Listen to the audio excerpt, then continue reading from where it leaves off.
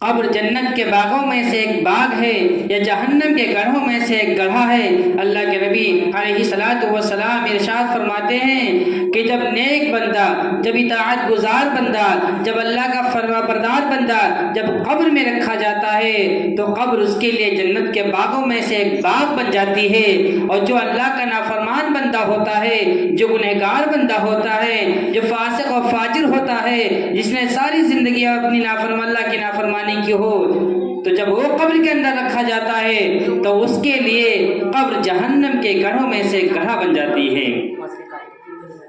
اگر ہم اللہ کی اطاعت فرما برداری کریں گے تو جب قبر کے اندر رکھے جائیں گے تو قبر کو تحت نظر کشادہ کر دیا جائے گا، اور اگر اللہ کی نافرمانی کریں گے تو قبر کو حکم ہوگا کہ آپس میں مل جائے۔ اور جب اللہ کا نافرمان بندہ قبر کے اندر رکھا جاتا ہے تو قبر کو حکم دیا جاتا ہے کہ آپس میں مل جا۔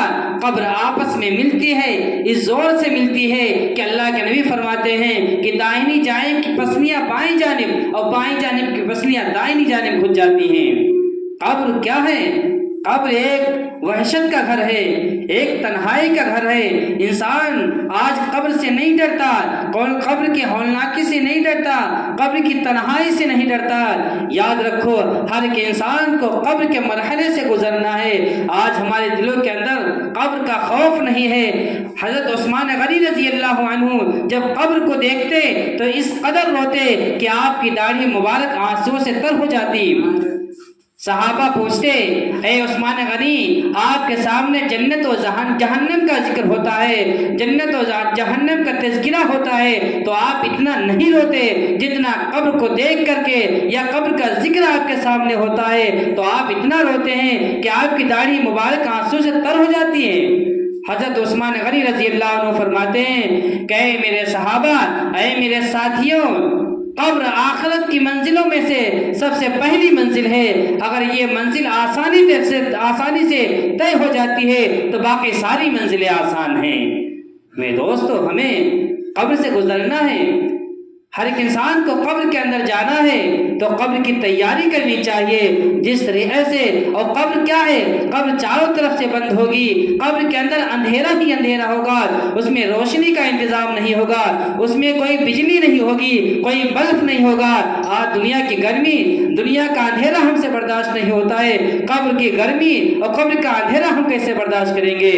یاد رکھیے، جس طریقے سے ہم دنیا کے اندھیرے سے بچنے کے لیے لائٹ کا انتظام کرتے ہیں، بجلی کا انتظام کرتے ہیں، بلب کا انتظام کرتے ہیں، اسی طریقے سے قبر کے اندھیرے سے ہمیں بچنا ہوگا، قبر کی تاریکی سے ہمیں بچنا ہوگا۔ جس طریقے سے دنیا کے اندھیرے کے لیے ہم بلب کا انتظام کرتے ہیں، قبر کے اندھیرے کے لیے ہمیں روشنی کا انتظام کرنا ہوگا۔ قبر کے اندر روشنی کیسے ہوگی؟ نمازیں پڑھیں گے تو قبر میں روشنی ہوگی، اللہ کی اطاعت فرما برداری کریں گے تو قبر کے اندر روشنی ہوگی، اللہ کی اطاعت گزاری کریں گے تو قبر کے اندر روشنی ہوگی، پیغمبر علیہ الصلوۃ والسلام کی سنتوں پر عمل کریں گے تو قبر کے اندر روشنی ہوگی، اپنے آپ کو گناہوں سے بچائیں گے، اللہ کے حکموں پر عمل کریں گے تو قبر